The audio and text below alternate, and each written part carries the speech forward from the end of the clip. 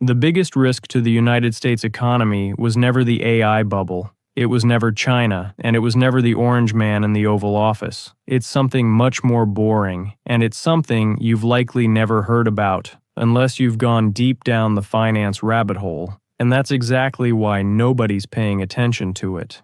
Because if you've been wondering why mortgage rates refuse to fall, why stocks randomly freak out every few months, and why the Federal Reserve can talk about cutting rates but financial conditions still feel tight, the answer doesn't start in Washington. It starts in Tokyo, and more specifically, in the most boring asset on Earth, Japanese government bonds. Because the country best known for attracting American weebs has also been the duct tape quietly holding the global financial system together for the past 30 years, and that duct tape is starting to peel. But to understand why Japan is so important, you first have to rewind to the early 90s. Because 30 years ago, in 1992, Japan's asset bubble burst, real estate collapsed, equities collapsed, and Japan entered what became known as the lost decades. It was a 3-decade-long period of being financially f***ed. There was no real growth, no inflation, and no wage expansion. It was like the economy hit pause, and nobody could find the remote.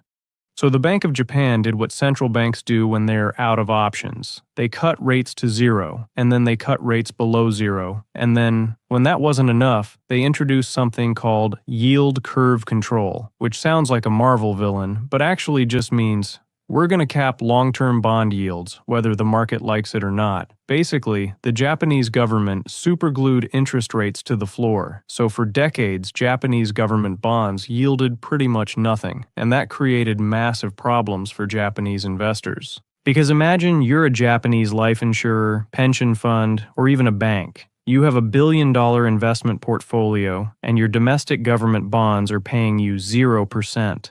This pretty much leaves you with two choices. 1. Accept no return on your cash, or 2. Go shopping overseas. And they chose option 2. So Japan entered a multi-decade-long global shopping spree that led them to become the largest foreign holder of U.S. treasuries, one of the largest buyers of U.S. mortgage-backed securities, and the world's largest net creditor nation, which is just the formal way of saying Japan became the world's ATM. And it's not because Japan just loves sending capital to America, but it's because the math made sense. And here's how it worked.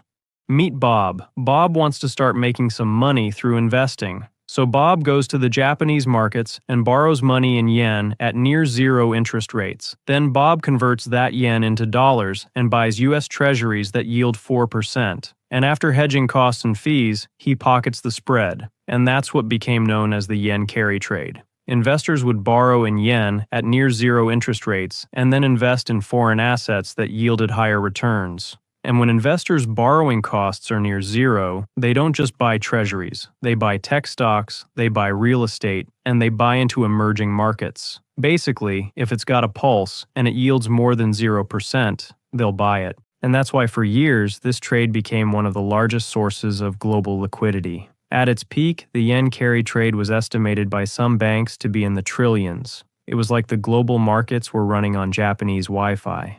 But the problem was that the entire trade relied on one assumption that held everything together, that Japanese yields would stay near zero forever. But in 2024, that assumption broke when the Bank of Japan ended its yield curve control policy, and Japan raised interest rates for the first time in 17 years, and then they raised them again. And immediately following that second rate hike decision, the S&P 500 dropped 6%, and Japan's index, the Nikkei 225, plummeted over 12% in a single day, marking its worst drop since 1987. It was a clear signal that markets were officially spooked. Because when Japanese yields rise, two things happen. 1. Borrowing in yen becomes more expensive. And 2. Hedging currency risk becomes more expensive too.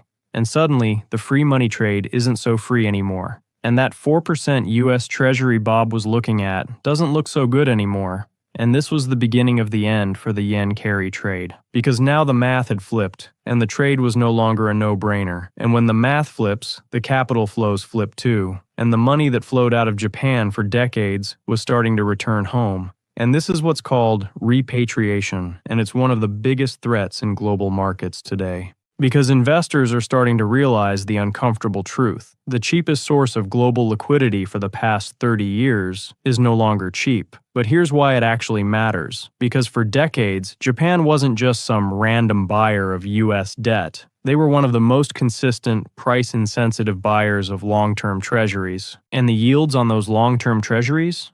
Well, they aren't set by Jerome Powell. The Federal Reserve controls short-term rates. But the 10-year, 20-year, and 30-year? Well, those yields are largely determined by supply and demand. And the problem is, everyone's staring at the wrong lever. And here's legendary investor and founder of the world's largest hedge fund, Ray Dalio, to explain it. Watch the bond market. The bond market is the basis, it's the backbone of all markets. It is the risk-free, meaning default-free, probably default-free, interest rate that determines what all asset returns are going to be. And when there is a breakdown of the supply-demand picture for the bond market, you see a certain type of market action. You see long rates rising relative to short rates. You see the currency go down. You see gold go up because there's a movement out of that bond market because there's a supply and demand imbalance. When that happens, that raises interest rates. And it puts the Federal Reserve and other central banks in a bind. So while everyone is hyperanalyzing Jerome Powell's press conferences like it's a new GTA 6 trailer, they're looking at the wrong end of the yield curve. Because while the Fed has some indirect influence on long-term rates, what they really control is short-term rates, the overnight rate. But the long end of the yield curve is driven more by supply and demand. And when you add in the fact that the United States is running trillion-dollar deficits annually, even a slight reduction in demand matters.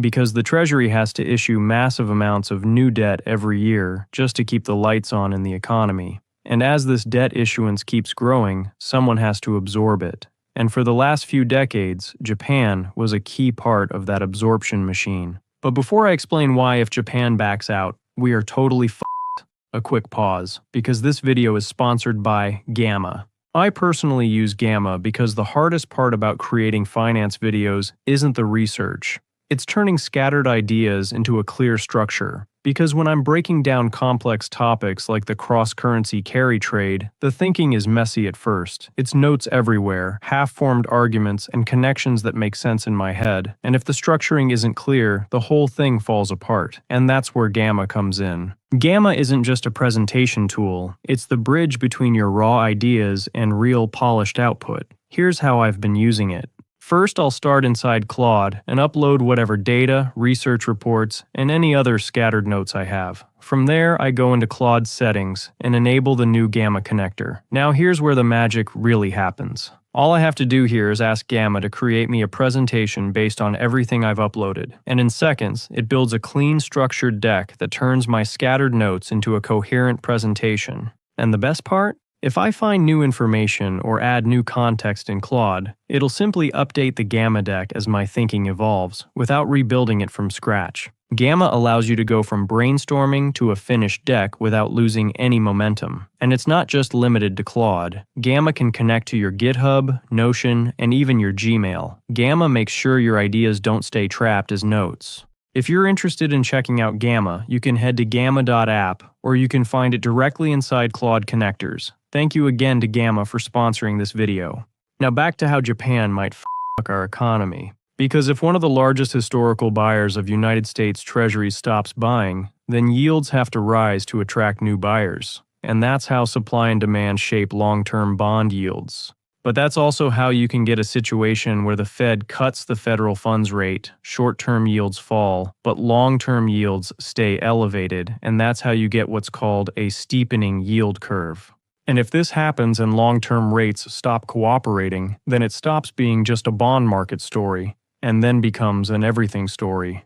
Because when analysts build models to value stocks, They discount cash flows using long-term yields as a baseline. And when long-term yields remain elevated, the present value of future cash flows in these models decreases, which means valuations compress and stocks trade at lower multiples. So even if earnings are fine, the price investors are willing to pay for those earnings changes. And that's why markets can suddenly feel unstable, even when the headlines look calm. But it doesn't just stop at the stock market, because the 10-year Treasury yield isn't just some nerdy number on Bloomberg. It sets the price of money and is the foundation of nearly every asset valuation. And mortgage rates are another example of this, because, like stock valuations, mortgage rates are largely anchored to long-term Treasury yields. So, if the 10-year yield doesn't meaningfully fall, mortgage rates don't magically drift back to 3%. So the Fed can cut the federal funds rate all they want, but if global demand for treasuries weakens, then the long end of the yield curve stays pinned.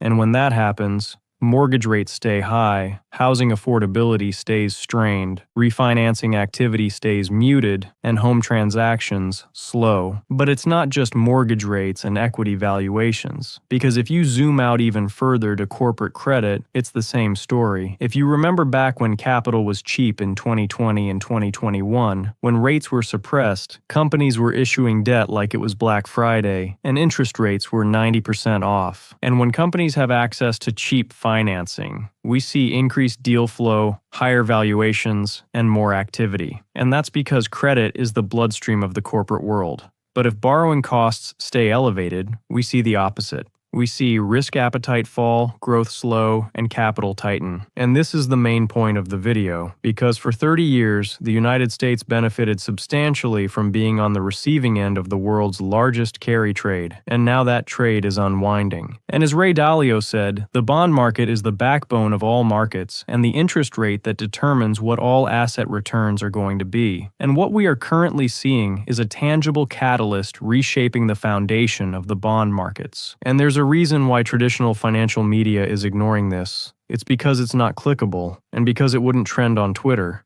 Nobody wants to hear, let's discuss the cross-currency carry trade and how Japanese institutions are reallocating capital, because that requires patience and nuance, and more brain cells than doom scrolling allows for. Instead, people want inflation, they want AI, and they want whatever Nvidia did last week. They want the topics that are visible, loud, and create headlines. So instead, the narratives become dramatically oversimplified to, if the Fed cuts rates, financial conditions will ease. And that's not necessarily true. And that's the lie we're being sold. That one rate cut fixes everything, that liquidity is automatic, and that someone, somewhere, will always show up to buy our debt.